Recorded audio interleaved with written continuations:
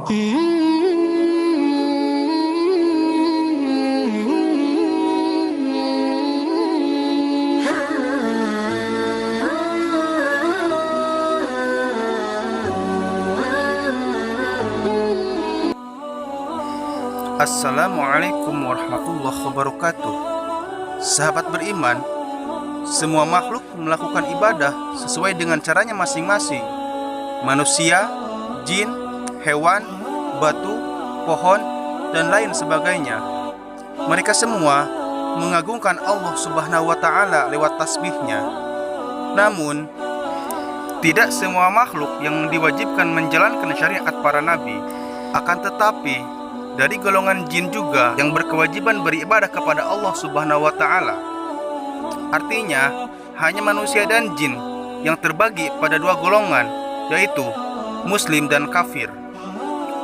Pada masa Nabi Muhammad SAW, bukan hanya manusia yang berbondong-bondong masuk Islam, namun bangsa jin juga tidak sedikit yang beriman kepada Allah dan Rasul-Nya. Sebagaimana Allah berfirman dalam Quran surat Al-Jin ayat 1 dan 2. Artinya, katakanlah, telah diwahyukan kepadaku bahwa sekumpulan jin telah mendengarkan. Lalu mereka berkata, kami telah mendengarkan bacaan yang menakjubkan, yang memberi petunjuk kepada jalan yang benar. Lalu kami beriman kepadanya, dan kami sekali-kali tidak akan mempersekutukan sesuatu pun dengan Tuhan kami. Dalam tafsir Jalalain dijelaskan bahwa segerombolan jin mendatangi Rasulullah pada waktu subuh di sebuah tempat antara Taif dan Mekah. Mereka merasa takjub pada Al-Quran yang dibawa Nabi Muhammad SAW sehingga menyatakan keimanan pada beliau. Dalam hadis ke-19 pada kitab Al-Mawaid Al-Usfuriyah, Imam Muhammad bin Abu Bakar menuliskan sebuah kisah tentang sembahan kafir Quraisy yang dirasuki setan jin dan muslim. Berhala ini diberi nama Habila. Sahabat beriman, sebelum lanjut, bantu kami membangun Indra Syahrul Channel dengan cara menekan like dan menekan subscribe agar kami lebih semangat dalam menyiarkan konten-konten Islam selanjutnya. Terima kasih.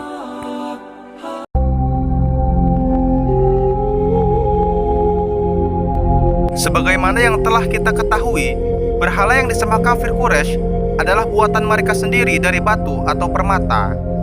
Tentu, ia tidak bisa bicara dan menolong mereka. Hanya saja, hati mereka telah dibutakan oleh keyakinan pada batu. Dulu, ketika Islam baru disiarkan oleh Nabi Muhammad, langganan ejekan dan ancaman tiap hari tiap malam. Lebih-lebih ketika beliau diperintahkan oleh Allah untuk berdakwah secara terang-terangan. Mereka semakin gencar menyakiti beliau dan para pengikutnya. Menanggapi ajakan Nabi Muhammad, sebagian dari mereka merasa sangat geram. Ia berkata, Muhammad mengajak kita untuk menyembah Tuhan yang tidak asing pada kita. Mengapa juga ia mencaci berhala kita? Yang lain ada yang mengatakan, sudahlah, jangan sampai tertipu pada Muhammad.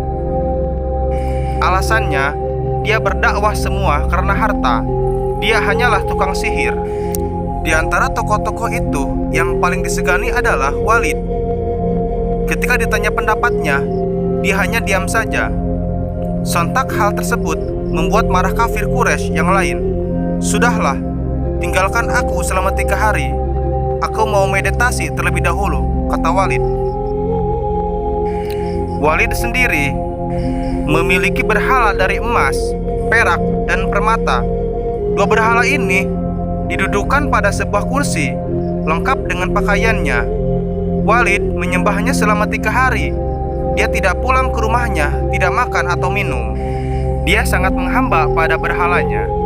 Pada hari ketiga, Walid berbicara kepada berhalanya, dengan perantara abdiku pada kalian selama 3 hari, ayo berbicaralah, kabarkanlah padaku tentang Muhammad. Setan tidak menyia-nyiakan kesempatan ini. Dia masuk ke dalam berhala tersebut. Lalu setan ini berkata, sesungguhnya Muhammad bukanlah seorang nabi, maka tidak usah percaya padanya. Walid sangat senang mendengarnya. dia sampaikan kabar ini pada teman-temannya, mereka berencana akan mengundang Nabi Muhammad dengan harapan bisa mempermalukan dia di depan sembahan mereka. Ternyata benar, mereka menyembah berhala di saat Nabi berada di tengah-tengah mereka. Lalu, berhala itu mencela Nabi Muhammad SAW. Saat itu, Nabi ditemani oleh Abdullah bin Mas'ud. Nabi menenangkan Ibnu Mas'ud, "Sudahlah, jangan takut. Itu suara hanya setan." Nabi Muhammad SAW langsung pergi bersama Ibnu Mas'ud tanpa mempedulikan ejekan mereka. Saat di tengah perjalanan, Nabi dikejutkan oleh kedatangan seorang penunggang kuda. Dia memanggil salam pada Nabi. Nabi menjawab salamnya dan bertanya, "Siapakah engkau, wahai penunggang kuda? Sungguh salammu membuat aku takjub. Aku adalah segolongan jin. Namaku Muhair bin Abhar. Aku tinggal di Bukit Tursina. Aku sudah masuk Islam sejak zaman Nabi Nuh alaihissalam. Kemarin aku bepergian meninggalkan kampung halaman. Lalu saat aku balik lagi ke rumah, aku lihat istriku menangis. Aku tanya dia, 'Mengapa menangis?' Istriku menjawab, 'Apa kamu tidak tahu bahwa Musfir mengada-ngada atas Nabi Muhammad SAW?'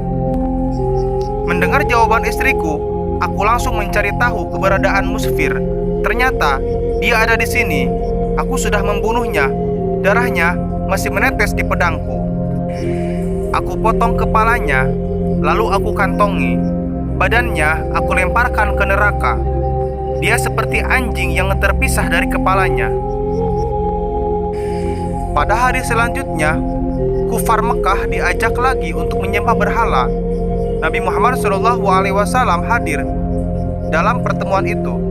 Lalu kufar Mekah berkata kepada orang kafir, "Ayo, sampaikan tentang kesesatan Muhammad." Muhair bin Abhar geram melihat kelakuan kufar Mekah itu.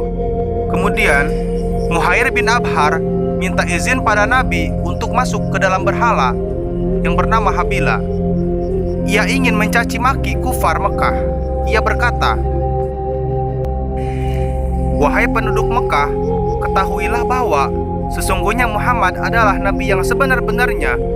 Agamanya adalah benar. Muhammad mengajak kalian pada kebenaran. Kalian dan berhala-berhala itu adalah batil. Jika kalian tidak beriman dan membenarkannya, maka kalian akan kekal di neraka. Akuilah kebenaran Muhammad. Dia adalah Nabiullah dan paling baiknya makhluk." Abu Jahal langsung bangun ketika mendengar pengakuan berhala tersebut. Dia membanting berhala yang ada di depannya, lalu dihancurkan dan langsung dibakar. Setelah melihat kejadian tersebut, Nabi Muhammad SAW langsung pulang dengan rasa bahagia atas pertolongan Allah Subhanahu wa Ta'ala dari tipu daya syaitan dan orang-orang kafir. Wallahu a'lam bishawab. Assalamualaikum warahmatullahi wabarakatuh.